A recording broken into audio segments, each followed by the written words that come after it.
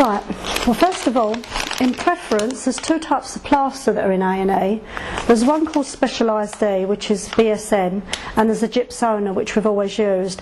Now they're both different techniques of dipping. So, and it's very important because this Specialised D, you just dip it, I'll show you when I'm using it. This is in and out. With the Gypsona, you put it underneath and you wait for the bubbles to come up. But it's a different technique, and the advantage of this is actually it dries quicker. It's weight bearing in 24 hours instead of 48 hours, and it can be windowed in about 10 minutes. So, and it's actually cheaper. So that's what we're using that for.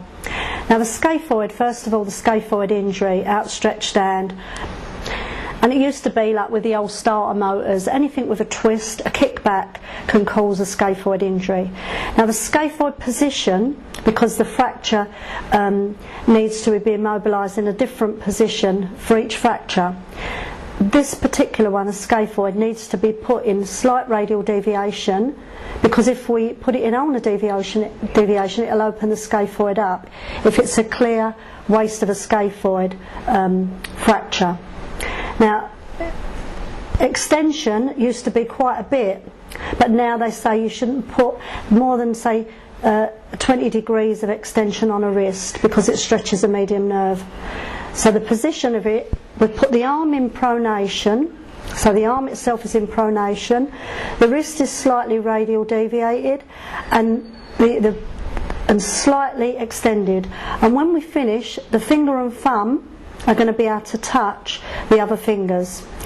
So I'm going to ask the patient to open the fingers, spread them out, open the thumb, and keep the position that I'm telling her that I'm going to put it in. Now most patients are quite good if you explain to them that that's what you want, otherwise they'll be dropping their wrist all over the place. Now I'm going to pop the wall on, so I'm going to lower the arm, I'm going to take the wall at the top, and I'm going to take 2 layers of wool around the top of the arm because the edge of the plaster can be a bit sharp. And then I'm going to go halfway to 3/4 overlap. And if somebody's got the styloids quite bony, then you should protect that a little bit more with an extra bit of wool. Now I'm cutting away here with just my hand, not with scissors, going round. Metacarpals twice round, but what I'm going to do is I'm going to go around the thumb first.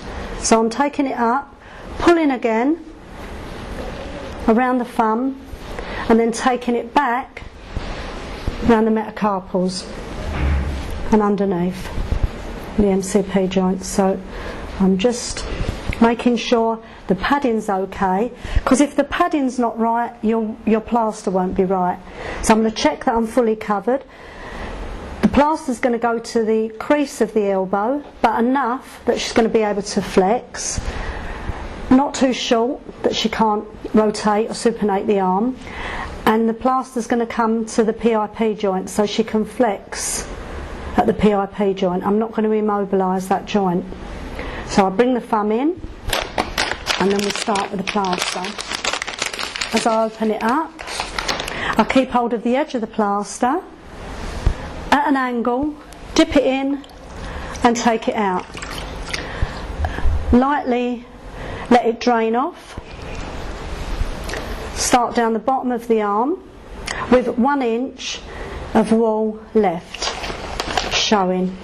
I'll go round halfway again to 3/4 overlap,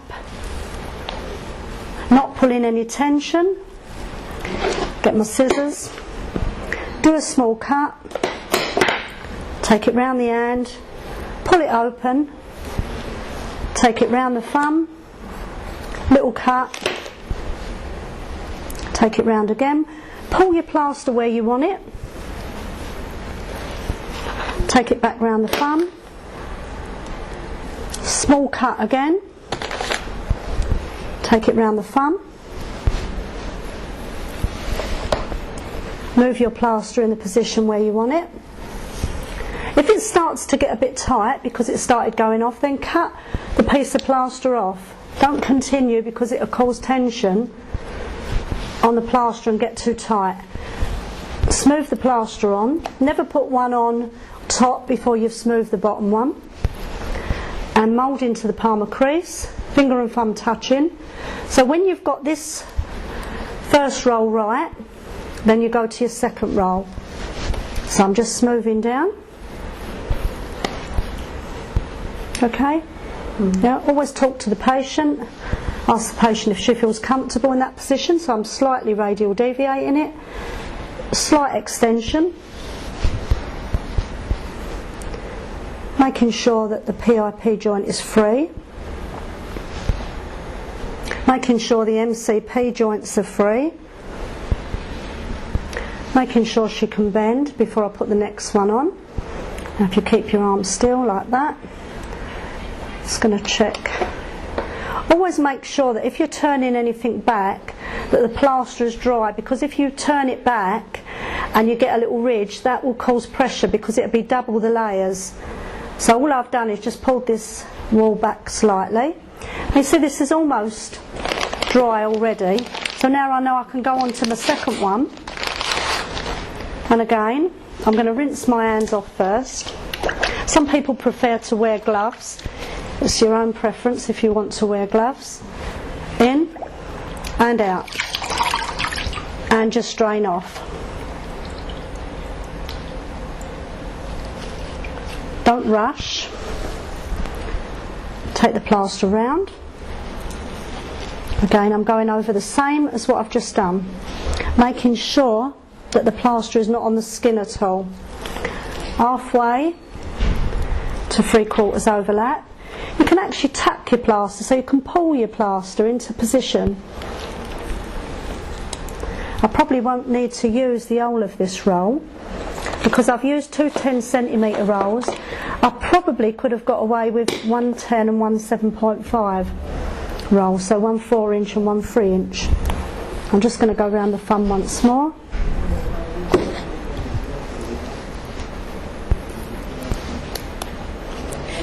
And I'm going to cut this piece off, and then I'm going to get smoothing. I'm going to mould into the palmar crease.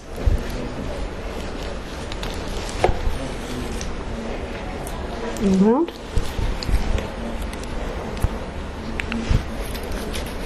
And just smoothing that in. Just get the edge of the wall so it's away from any of the skin.